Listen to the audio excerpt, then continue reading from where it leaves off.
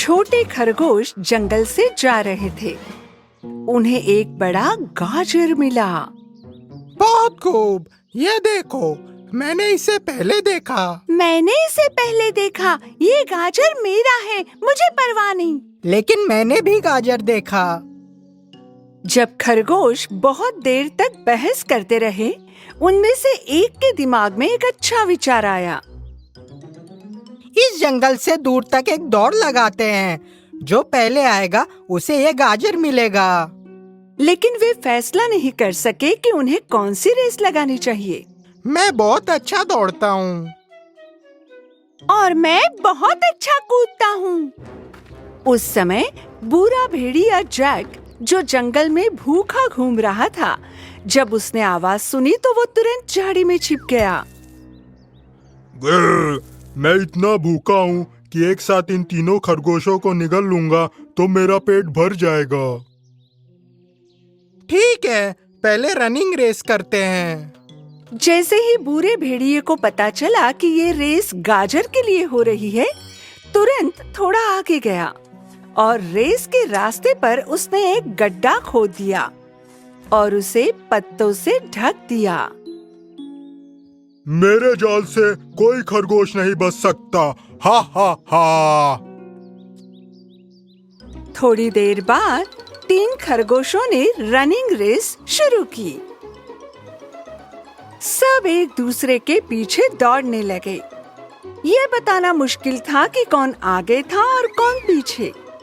बड़ा बुरा भेड़िया जैक, जिसने खरगोशों को अपने जाल की तरफ भागते देखा, वो उत्सुकता से देखने लगा। तुम तीनों उस गड्ढे में गिर जाओगे। हा हा हा। लेकिन खरगोश जाल के ऊपर से इतनी तेजी से निकल गए कि उनके पीछे धूल का एक बड़ा बादल छा गया। भेड़िए ने आकर जब उसका जाल देखा तो उसे बड़ा आश्चर्य हुआ, क्योंकि जाल अभी तक वैसे के वैसा था। हाँ, खरगोश मेरी जाल में क्यों नहीं गिरे? जैक ने जाल को नियंत्रित करने के लिए पत्तों पर एक छलांग लगाई। 2 छलांग और तीसरी बार वो खुद गड्ढे में गिर गया। नहीं, मैं तो अपने जाल में खुद ही फंस गया। जब भेड़िया गड्ढे से बाहर निकलने की कोशिश कर रहा था, 3 छोटे खरगोश कूदने की रेस के लिए तैयार थे। याद रखना, हमें कूदना है। गाजर की तरफ अपनी छलांग लगानी है। जैसे ही दौड़ शुरू होने वाली थी, दूसरे खरगोश के पैर में कांटा लग गया। मैं इस कांटे के साथ नहीं कूद सकता। जब खरगोश के दोस्त उसकी मदद कर रहे थे, तब दुष्ट भेड़िया जैक ने गाजर के संकेत की दिशा बदल दी। हा हा हा। दलदल में कूदो और मैं तुम्हें बड़े चाव से खाऊंगा, तुम छोटे प्यारे खरगोश। हाँ। जैक दलदल के लिए निकल पड़ा खरगोशों से पहले। इस बीच दूसरे खरगोश को आखिरकार उसके पैर में लगे कांटे से छुटकारा मिल गया और कूदने की दौड़ शुरू हो गई। उनमें से हर एक कूद रहा था एक दूसरे के आगे, दिशा के संकेतों का पालन करते हुए। कुछ समय बाद वे एक चौराहे पर आए। दोनों तरफ गाजर के संकेत देखकर वे दुविधा में पड़ गए और घबरा गए। हमें बाएं जाना है कि दाएं? मुझे लगता है बाईं तरफ। नहीं, दाईं तरफ।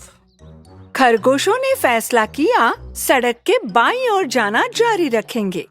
इस बीच बूढ़े भेड़िए ने मधुमक्खियों से चुराया चिपचिपा शहद दलदल के बीच में चट्टान पर फैला दिया और खरगोशों का इंतजार करने लगा। यह तुम्हारी आखिरी छलांग होगी खरगोश। हा हा हा। खरगोशों ने आखिरकार उस जगह को देख लिया। वो एक दलदल में कूद गए थे, गाजर की तरफ नहीं। बिल्कुल नहीं, मुझे लगता है कि हमने गाजर की तरफ जाने वाला रास्ता खो दिया। तो चलो पत्थरों से कूदकर दलदल को पार करते हैं। जब खरगोश पत्थरों से कूदते जा रहे थे, उनमें से एक पत्थर पर चिपक गया। ओहो, मैं पत्थरों में चिपक गया हूँ, कूद नहीं सकता। उसके दोस्त, जो उनके बदकिस्मत दोस्त की मदद करना चाहते थे, उनके पास गए और उसे हाथ देकर खींच लिया। धन्यवाद दोस्तों। इस तरह खरगोशों ने दौड़ जारी रखी। बुरा भेड़िया जैक, जिसके हाथ पर शहद लगा हुआ था, उस पर मधुमक्खियों ने हमला किया, जबकि उसे खरगोशों को पकड़ना था। मदद करो। इस दौरान घबराते हुए भागते समय वो खुद दलदल में गिर गया। आउच, मैं डूब रहा हूँ, कोई मदद करो। आखिर खरगोश नदी के तट पर पहुँचे अपनी तीसरी रेस के लिए। मैं तैरना बहुत अच्छी तरीके से जानता हूँ, देखो मैं कैसे पहला आऊंगा। जब खरगोश आपस में बातें कर रहे थे, जैक की एक और योजना तैयार थी। उसने सिर्फ एक कुरकुरा सलाद रखा जहाँ खरगोश उतरने वाले थे। उसने हाथ में एक लंबा जाल लिया और पेड़ पर चढ़ गया। जब ये खरगोश सलाद खा रहे होंगे, मैं उन्हें यहाँ से पकड़ लूंगा। हा हा हा। खरगोशों ने जल्दी तैराकी की दौड़ शुरू की। एक आगे निकल जाता तो दूसरा तैर जाता तेजी से और दूसरे को ओवरटेक करता। अंत में उन तीनों ने एक साथ ही दौड़ पूरी की। जब खरगोश ने वहां सलाद देखा तो उन्होंने भूख की वजह से उसे खाना शुरू किया। बूढ़ा भेड़िया पेड़ के ऊपर से जाल डालकर उन्हें पकड़ने ही वाला था। तभी एक सारस, जो वहां से उड़कर जा रहा था, उसका पैर भेड़िए के जाल में फंस गया और भेड़िए को लेकर उड़ गया। नहीं, मुझे नीचे उतारो, जल्दी। आ आ आ। खरगोश आखिरकार गाजर के बहुत करीब आ पहुँचे और गाजर की तरफ दौड़ने लगे, आखिरी बार। लेकिन जैक भेड़िया एक गाजर के रूप में फिनिशिंग लाइन पर खरगोशों की प्रतीक्षा कर रहा था। इस बार तो मैं तुम्हें खा ही जाऊंगा। जब भेड़िया अपनी आंखें बंद कर और मुंह खोलकर खरगोशों का इंतजार कर रहा था, तब इतना बड़ा गाजर देखकर एक बूढ़ा किसान खुशी से उसके पास पहुंचा। वाह, ये गाजर को देखो, कितना बड़ा है। किसान को इसकी भनक तक नहीं लगी कि जो गाजर वो कंधे पर लिए हुए जा रहा था, वो वास्तव में गाजर के रूप में भेड़िया था। मुझे छोड़ दो, मैं गाजर नहीं हूँ, मैं बुरा भेड़िया हूँ, एक खराब वुल्फ। दौड़ के अंत में खरगोश अंतिम रेखा पर पहुंच गए एक ही समय पर। इसीलिए इन तीनों ने प्रथम स्थान प्राप्त किया। हम सभी ने ये रेस एक साथ जीती, एक ही समय पर। फिर हम तीनों विशाल गाजर मिलकर खा सकते हैं। हाँ, लेकिन गाजर कहाँ है? जब खरगोशों ने थोड़ा इधर उधर ढूंढा, तब उन्हें असली गाजर, जो भेड़िए ने छुपा रखा था, वो झाड़ियों में मिल गया। सबने मिलकर खूब खाया, क्योंकि महत्वपूर्ण बात अच्छे दोस्त होना है, जिनके साथ आप हासिल कर सकते हैं कुछ भी एक साथ।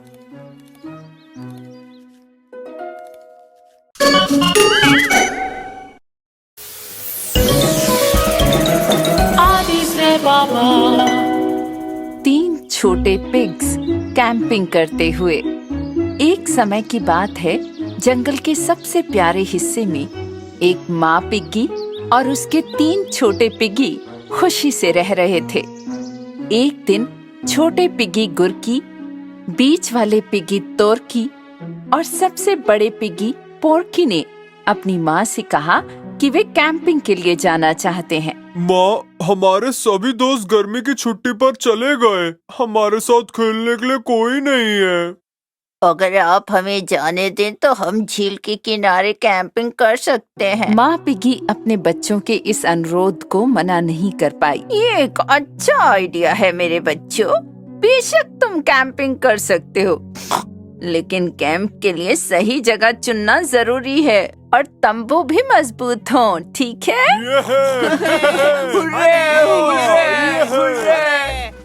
अगले दिन पिगीज कैंपिंग के लिए निकल पड़े। कुछ देर जंगल की सड़क पर चलने के बाद तेज दांतों वाला और गुस्सैल आंखों वाला एक भेड़िया उनका पीछा करने लगा। यहाँ एक कमाल का भोजन है जो मुझे कल सुबह तक भूख नहीं लगने देगा।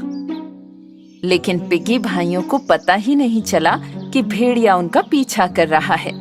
गुरकी, तोरकी और पौरकी आखिरकार झील के किनारे पर पहुंच गए और उन्हें वहां कैंपिंग के लिए अच्छी जगह मिल गई। सबसे पहले सबसे छोटे पिगी गुरकी ने एक पेड़ के पास अपना तंबू लगाने का फैसला किया। उसने अपनी छोटे से तंबू को बनाने के लिए जल्दी से बड़े पत्ते इकट्ठा किए और इससे पहले कि आप पिगली विगलिस कह पाते, उसका हो भी गया। सबसे बड़ा पिगी पोर्की अपने छोटे भाई के पास आया और उसके तंबू को देखा। तुम्हारा तंबू तो बहुत सुंदर है भाई, लेकिन क्या तुम्हें लगता है कि ये तंबू मजबूत है? हाँ, बेशक ये मजबूत है मेरे भाई। बीच वाले पिगी तोरकी ने सरकंडों से अपना तंबू बनाने का फैसला किया। ऐसा करने के लिए उसने सरकंडों को जमीन पर इकट्ठा किया और जल्दी से उन्हें एक साथ जोड़ दिया और आपके पिगले विगली कहने से पहले ही तंबू तेजी से बना दिया। लेकिन जब सबसे बड़ा पिगी पोर्की अपने बीच वाले भाई के पास आया और उसने सरकंडों से बने तंबू को देखा तो उसने अपने भाई को सावधान किया। भाई, तुम्हारा तंबू सुंदर है, लेकिन क्या ये सरकंडे तुम्हें खतरों से बचाएंगे? देखो, मैंने सबसे ऊंचे सरकंडे को चुना है। मेरा तंबू कभी खराब नहीं होगा। क्योंकि दोनों छोटे पिगीज ने अपने तंबू जल्दी जल्दी बना लिए थे, इसलिए उन्होंने खेलना और मस्ती करना शुरू कर दिया।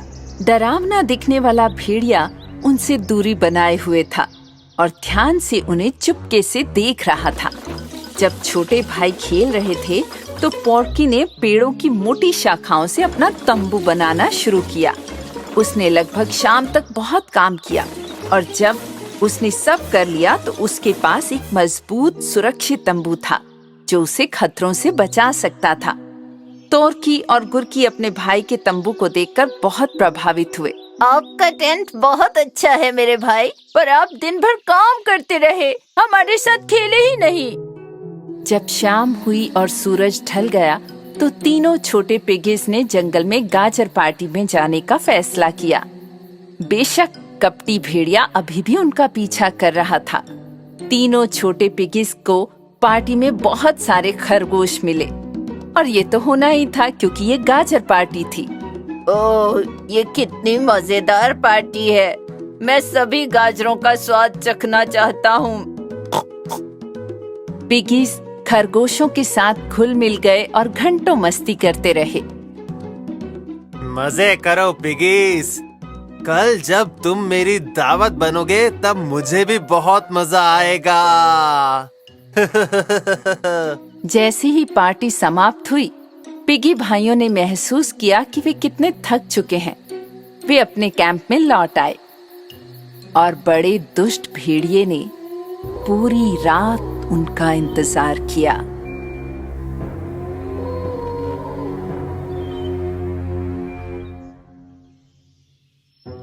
अगले दिन सुबह जागते ही कैंप में गुरकी को बाहर से एक आवाज सुनाई दी। चुपचाप बाहर आ जाओ तुम छोटे पिगी, वरना सिर्फ एक ही फूंक से मैं तुम्हारा तंबू नष्ट कर दूंगा। मेरा टेंट बहुत मजबूत है, आप कुछ नहीं कर सकते। ठीक है फिर। 1, 2, 3। भेड़िए ने एक गहरी सांस ली, इतनी बड़ी कि उसने छोटे पिगी के तंबू के सभी पत्ते उड़ा दिए और वो टुकड़े टुकड़े हो गया। गुरकी बहुत मुश्किल से अपनी जान बचाकर तुरंत अपने भाई तोरकी के कैंप की ओर भागा। इसके तुरंत बाद भेड़िया मंझले सुअर के बनाए हुए ईख के तंबू के सामने आ गया। मुझे पता है कि तुम दोनों वहां हो। बाहर आ जाओ तुम छोटे सुअर, वरना एक झटके में तुम्हारे तंबू को नष्ट कर दूंगा। मेरा तंबू कभी नहीं टूटेगा। तो ठीक है फिर। 1 2 3। एक बार फिर भेड़िए ने इतनी बड़ी गहरी सांस ली कि उसने सूअर के ईख वाले तंबू के सभी सरकंडों को उड़ा दिया और वो टुकड़े टुकड़े हो गया। गुरकी और तोरकी बहुत मुश्किल से जान बचाकर भागे और फौरन अपने बड़े भाई पोरकी के तंबू की तरफ गए। भाई हमारी मदद करो, भेड़िए ने हमारे तंबू को नष्ट कर दिया है। और अब वो यहाँ आ रहा है। तो हमें तुरंत कुछ करना होगा, मेरे साथ आओ। पोरकी, तोरकी और गुरकी ने मिलकर काम करते हुए तंबू के सामने एक गहरा गड्ढा खोद दिया। फिर वे गड्ढे में सीढ़ी लगाकर बाहर आ गए और उन्होंने इसे एक मिट्टी के कपड़े से ढक दिया और फिर वे उस तंबू के अंदर आ गए जिसे पोरकी ने मजबूत शाखाओं से बनाया था। उन्होंने ये सब ठीक समय पर कर लिया क्योंकि भूखा भेड़िया तभी पोरकी के टेंट पर आ गया। बाहर आओ तुम छोटे पिगीस, नहीं तो सिर्फ एक ही शक्तिशाली फूंक से मैं तुम्हारे तंबू को नष्ट कर दूंगा। अपना समय बर्बाद मत करो दुष्ट भेड़िए, तुम इस तंबू को नुकसान नहीं पहुंचा सकते। तो चलो फिर देखते हैं। 1 2 3। भेड़िए ने अपनी पूरी ताकत लगाकर फूंक मारी, लेकिन तंबू को कुछ भी नहीं हुआ। भेड़िया एक कदम करीब आया और फिर से फूंक मारी, लेकिन कोई फायदा नहीं हुआ। तंबू हिला तक नहीं। भेड़िया तंबू के करीब एक कदम और बढ़ा और इस बार नहीं। वो पिगीज के बनाए हुए खड्डे में गिर गया। ये देखकर कि भेड़िया गिर रहा है, पिगीज तंबू से बाहर आए और उसके सामने गड्ढे के किनारे को पार कर गए। फिर ये प्यारे पिगी भाई जल्दी से अपनी माँ के पास लौट आए, बताने के लिए कि क्या हुआ था। माँ, आपने सही कहा था, हमें कैंप में ज्यादा सावधान रहना चाहिए था। कैंपिंग से पहले हमें आसपास की जगह की जांच करनी चाहिए। और कुछ भी हो, हमें तंबू मजबूती से गाड़ना चाहिए।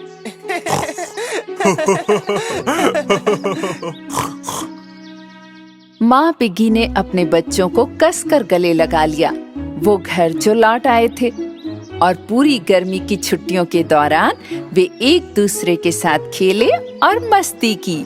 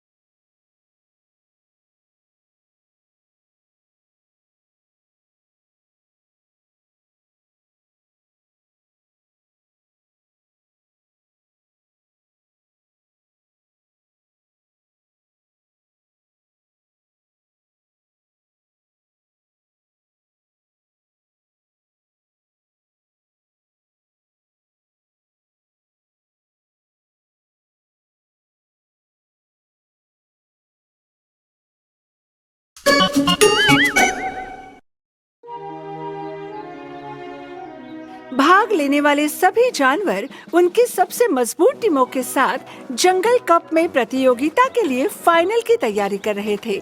पांडा टीम, जिन्होंने पहली बार इस साल प्रतियोगिता में हिस्सा लिया, वो प्रतियोगिता जीतने के लिए लगातार प्रशिक्षण ले रहे थे। पांडा टीम के कप्तान मोरोडोना स्तब्ध था जब वो अपने विरोधियों के प्रशिक्षण के बाद अपने कमरे में जांच कर रहा मैं था। नहीं समझ सकता वे कैसे चैंपियन बनते हैं बिना कोई ट्रेनिंग के।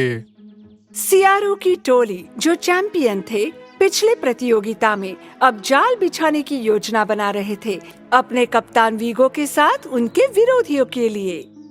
हम बंदरों से केले चुराएंगे, कंगारुओं की जेबें पत्थरों से भरेंगे, गिलहरी को खराब हेजलनट्स देंगे। इस तरह से हम फिर से चैंपियन बनेंगे, तुम देख लेना। हा हा हा। पांडा का गेंद बीनने वाला छोटा पांडा रेसी, जो फुटबॉल का शौकीन है, उसने फुर्ती से तुरंत सभी प्रकार के शो का प्रदर्शन करके बाहर गई हुई गेंद को पकड़ा और वापस ले आया। कप्तान, क्या आपको लगता है कि एक दिन मैं भी टीम का खिलाड़ी बनूंगा? ये खेल कठिन होता है, ये मर्दों का खेल है। तुम एक छोटी लड़की हो रेसी, तुम पांडा टीम में नहीं खेल सकती। लेकिन कप्तान, दिन गुजरते गए। अंत में सियार और पांडा फाइनल में पहुंचे, लेकिन फाइनल मैच से पहले सियार फिर से काम पर लग गए, चालाकी के लिए। उनकी टीम का एक खिलाड़ी चुपके से खुजली का पाउडर पांडा पी की नाक में फेंक देता है। जब पांडा पी, जिसकी नाक खुजली से लाल हो चुकी थी, उसने कहा कि वो ये मैच नहीं खेल पाएगा। मोरोडोना घबरा गया। अंत में उसने सोचा, अपना निर्णय लिया और रेसी के पास पहुंचा। तैयार हो जाओ, तुम भी खेलोगी। लेकिन आपने कहा, आप चाहते हैं मैं मैच में खेलूं? मेरे पास कोई चारा नहीं है बच्चे, मेरी टीम में एक खिलाड़ी कम पड़ रहा है। लेकिन तुम मेरी बात सुनोगी और तुम डिफेंस पे खड़ी रहोगी, और जब बॉल आएगी तुम फॉरवर्ड पे जाके अटैक कर देना, समझी? जब रेसी को पता चला कि कप्तान को उस पर भरोसा नहीं है, वो बहुत परेशान हो गई और एक पेड़ के नीचे जाकर रोने लगी। जब वो रो रही थी, उसने झाड़ियों से एक आवाज सुनी। वीगो, सियारो का कप्तान, स्टार खिलाड़ी कंपाला से बात कर रहा था। उसके हाथ में एक बोतल थी। दादाजी ने बोतल में एक औषधि बना कर दी है, इसे पीने से तुमको 10 चीतों की शक्तियाँ मिलेंगी, जिससे तुम तेज दौड़ पाओगे। जैसे ही रेसी ने ये सुना, वो तुरंत मोरोडोना के पास पहुंची और उत्साह से बताया कि उसने क्या सुना था। ये संभव नहीं है, बातें बनाना बंद करो और जाओ अपनी जर्सी पहनो। रेसी उदास ड्रेसिंग रूम में पहुंची। ये खेल का समय था। रेफरी वुल्फ ने अपनी सीटी बजाई और मैच शुरू हो गया। छोटी पांडा रेसी बचाव में खड़ी थी, जैसा कि उसके कप्तान मोरोडोना ने कहा, और आने वाली गेंद को तुरंत आगे भेज रही थी। सियार की टीम हर गेंद कंपाला को दे रही थी। कंपाला इतनी तेजी से जा रहा था कि पांडाज उसके नजदीक भी नहीं जा पा रहे थे। जब कंपाला अपने स्टाइलिश अंदाज में रक्षा के नजदीक से गुजर रहा था, उसने गेंद को धीरे से गोलकीपर की दाहिनी बाजू से नेट में फेंका। सियार जब इस गोल का आनंद उठा रहे थे, पांडा टीम बहुत उदास हो गई थी। पहले गोल के शौक से उभरने से पहले ही कंपाला ने एक और गोल कर दिया और फर्स्ट हाफ 2-0 पर समाप्त हुआ। ब्रेक के दौरान पांडा के लॉकर रूम में सब बहुत परेशान थे। अगर हम कंपोला को रोक सकते हैं, हमारे पास एक मौका हो सकता है, लेकिन वो इतना तेज दौड़ता है, हम पकड़ भी नहीं सकते। ये कहने के बजाय कि लड़कियां खेल नहीं सकती, अगर आप मुझे मौका देते हैं उत्तरार्ध में, शायद हम खेल जीत सकते हैं कप्तान। ठीक है, मैदान में आ जाओ और अपना खेल दिखाओ, रेसी। जब दूसरा हाफ शुरू हुआ, रेसी मैदान पर तूफान मचा रही थी। जब भी कंपाला के पास गेंद पहुंची, रेसी ठीक उसी के बगल में जा पहुंचती। जैसे ही उसे गेंद मिली, उसने तुरंत हमला बोल दिया। सीआर टीम के समझने से पहले कि क्या हो रहा है, छोटी पांडा रेसी, जो दाहिने तरफ से बीच में कूद गई, लगभग हवा में उड़ते हुए गेंद को सिर से मारते हुए उसने अपना पहला गोल कर दिया। इस गोल से पांडास की आशाएं बढ़ गई। 10 मिनट बाद रेसी ने 2 सीआरों के बीच से जाते हुए गोलकीपर का सामना किया। उसके दोनों पैरों में से गेंद को उछालते हुए जोरदार नेट पर दे मारा और हर कोई इस छोटी पांडा की प्रशंसा करने लगा। जब मैच ड्रॉ होने वाली थी, सीआर टीम का स्टार कंपाला बहुत गुस्सा हो गया था, क्योंकि वो रेसी को रोक नहीं सका था और उसने रेसी को पेनल्टी एरिया में पटक दिया। पेनल्टी। रेफरी वुल्फ ने कंपाला को एक लाल कार्ड दिखाया और उसे मैदान से बाहर भेज दिया। दर्शक रेसी के लिए पेनल्टी लेने के लिए तालियां बजाने लगे, लेकिन छोटी रेसी अपने टीम के सबसे अनुभवी खिलाड़ी कप्तान मोराडोना के पास गई। पेनल्टी लेना अनुभव की बात है। सभी को पता होना चाहिए कि वे क्या बेहतर कर सकते हैं और उसके अनुसार कार्य करें। आप पेनल्टी ले कप्तान। मोराडोना ने रेसी को हामी भरने के बाद उसने गेंद उठाई और स्कोर किया। पांडा ने मैच जीत लिया 3-2 इस लक्ष्य के साथ और चैंपियन बन गए। उन्होंने रेसी को कंधों पर उठाकर अपनी जीत का जश्न मनाया। फिर मोराडोना झाड़ियों में गया बिना किसी को बताए हुए। इधर उधर तलाश करते हुए उसने औषधि की बोतल देखी जिसके बारे में रेसी बता रही थी। क्या इसका मतलब रेसी सही थी? उसने बोतल ले ली और मैदान में आ गया रेसी के पास। उन्होंने पूरी टीम को इकट्ठा कर लिया खुद के आसपास एक भाषण देने के लिए। मुझे खेद है रेसी, मुझे लगा कि केवल पुरुष ही फुटबॉल खेल सकते हैं, पर मैंने तुम्हारा खेल नहीं देखा था। इस खेल को कोई भी खेल सकता है, चाहे वो लड़का हो या लड़की। अब आप हमारी स्टार हो। कप्तान के इन शब्दों से रेसी बहुत खुश थी। मैंने तुम्हारी बात नहीं सुनी, इसलिए मुझे माफ कर दो। मुझे ये बोतल झाड़ियों में मिली। तुम सही थी, सियारों ने चीटिंग की है।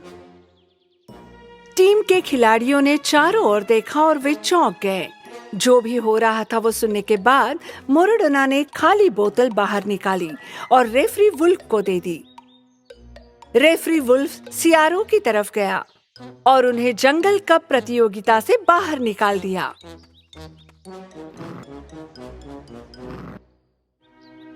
मोराडोना और रेसी अब घनिष्ठ खिलाड़ी बन चुके थे, जिनका एक दूसरे पर भरोसा था।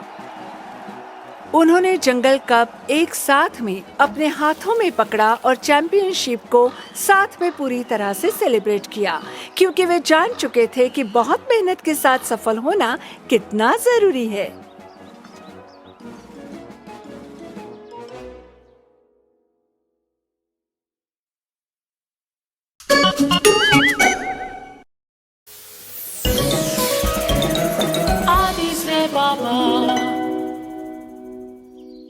शेर, चूहा और सोया हुआ भालू। एक बार की बात है, हरे भरे जंगलों में एक छोटा चूहा रहता था। पास की गुफा में एक बहुत बड़ा भालू रहता था। बड़ा भालू जो महीनों पहले हाइबरनेट हो गया था, अभी भी सो रहा था और जोर जोर से खर्राटे ले रहा था। छोटा चूहा भालू को जगाने के लिए एक दिन उसके पास गया, क्योंकि भालू के जोर जोर के खर्राटों के कारण वो सारी सर्दी सो नहीं पाया था। भालू, मिस्टर भालू, भालू भाई, गर्मी आ गई है, अब आप उठ जाइए। हालांकि भालू अभी भी नहीं उठा था। छोटा चूहा इस बार बिगुल लेकर भालू के पास आया। उसने जोर से बिगुल में फूंक मारकर बचाया, लेकिन भालू सोता रहा। जब छोटा चूहा जंगल में नींद से भटक रहा था, वो कई पशु मित्रों से मिला। क्या हुआ छोटे चूहे, आप इतने उदास क्यों हैं? सारी सर्दी में भालू के खर्राटों के कारण सो नहीं पाया। गर्मी आ गई है और वो अभी भी नहीं उठा। शायद जंगल का राजा शेर आपकी मदद कर पाए। क्या? मैं उससे बात कैसे कर सकता हूँ? क्योंकि शेर इतनी जोर से दहाड़ता है कि हर कोई कूद जाता है जैसे ही उसकी तेज आवाज सुनाई देती है। हालांकि छोटा चूहा इस विचार से थोड़ा डरा हुआ था, पर वो मदद के लिए विनती करने जंगल के राजा शेर के पास गया। शेर अपनी गुफा के सामने सो रहा था। शक्तिशाली जानवर को देखकर छोटा चूहा घबरा गया, इसलिए उसने अपनी योजना छोड़ घर वापस जाने का फैसला किया। लेकिन गलती से एक शाखा पर कदम पड़ने से शेर जाग गया और एक छोटी कांपती आवाज उसके कानों में पहुंची। ये क्या हो रहा है? और तुम मेरी गुफा के सामने क्या कर रहे हो? वो जंगल के राजा, आपको जगाने के लिए माफी चाहता हूँ, पर मैं आपसे मदद मांगने आया था। तुम तो मेरे नाश्ते में खाने लायक भी नहीं हो छोटे चूहे।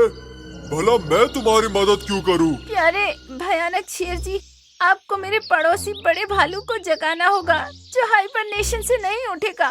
मुझे नहीं लगता मैं किसी तरह उसे जगा सकता हूँ। मैं छोटा हूँ और मेरी आवाज भी कम है, लेकिन आपकी एक दहाड़ सब कुछ हल कर देगी। मेरे पास तुम्हारे जैसे छोटे मोटे बेकार चूहे के लिए खर्च करने का समय नहीं है। मैं जंगल का राजा हूँ। शेर चूहे की मदद किए बिना चला गया। वो एक ऐसे कोने में गया जहाँ उसे कोई नहीं देख सकता था। वो एक पेड़ के विपरीत झुक गया और पागलों की तरह खुजली करने लगा।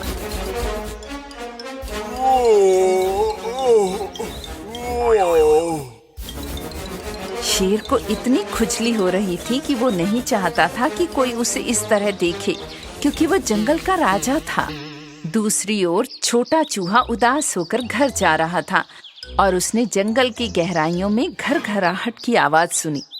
जब जिज्ञासावश वो वहां गया जहां से आवाज आ रही थी, तो उसने शेर को देखा, जो बिना रुके खुजली कर रहा था। चूहा तुरंत शेर के पास पहुंचा। जब शेर ने देखा तो उसने खुजली करना बंद कर दिया, लेकिन ये स्पष्ट था कि खुजली के कारण वो अभी भी दर्द और बेचैनी में था। शेर सिंह जी, क्या हुआ आपको? मुझे नहीं पता चूहे, मुझे नहीं पता। मैं खुद की खुजली नहीं बंद कर पा रहा हूँ। तुमने कुछ देखा या सुना नहीं छोटे चूहे? समझ आई बात? चूहे ने ध्यान से अपनी नन्ही आंखों को शेर पर टिका दिया और देखा कि उसके फर में छोटे छोटे पिस्सू कूद रहे हैं। उसी क्षण चूहा समझ गया कि पराक्रमी शेर जी को इतनी खुजली क्यों हो रही है। आपके शरीर पर पिस्सू हैं। तुम मेरी मदद कैसे कर सकते हो? तुम तो सिर्फ एक छोटे से चूहे हो। मुझे अकेला छोड़ दो। शेर के तीखे व्यंगों को नजरअंदाज करते हुए छोटा चूहा बहादुरी से उस पर कूद गया। तुम क्या कर रहे हो? चलो नीचे उतर जाओ। चूहे ने मोटे टेढ़े मेढ़े फर में रेंगना शुरू कर दिया और सभी पिस्सू बाहर फेंक दिए। लेकिन इससे शेर की हालत और भी खराब हो गई।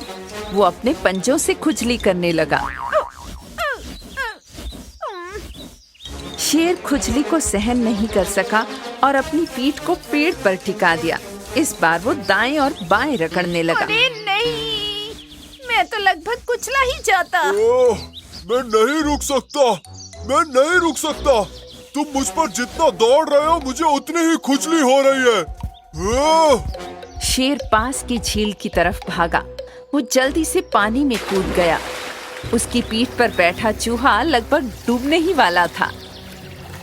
श्रीमान शेर, तुरंत पानी से बाहर निकलिए, नहीं तो मैं डूब जाऊंगा।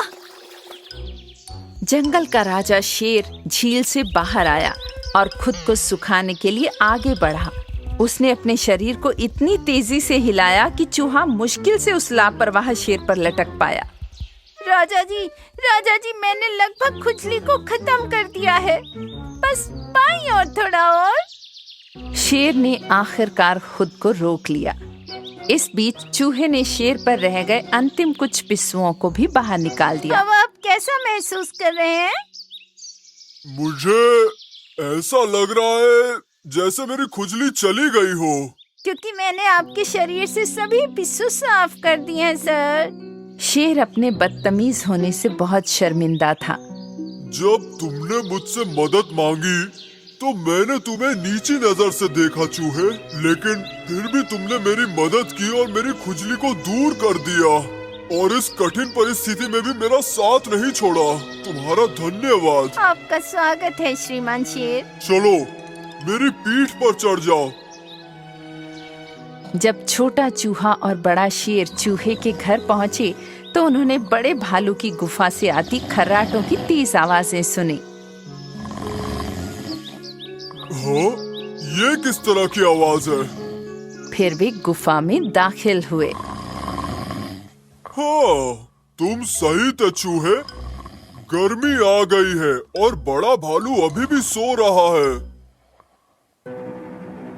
जंगल के राजा शेर ने एक गहरी सांस ली और बड़े भालू के कानों में इतनी जोर से दहाड़ लगाई कि उसकी गुफा के पत्थर हिलने लगे। इस जोरदार दहाड़ के लिए धन्यवाद। भालू आखिरकार जाग गया और गुफा से बाहर भागा। हाँ? क्या हुआ? क्या कुछ गड़बड़ है? क्या हुआ? क्या सूरज निकल आया? क्या ये गर्मी है? ये क्या हो रहा है? और सभी जंगली जानवर इस मूर्ख बड़े भालू पर हंसने लगे।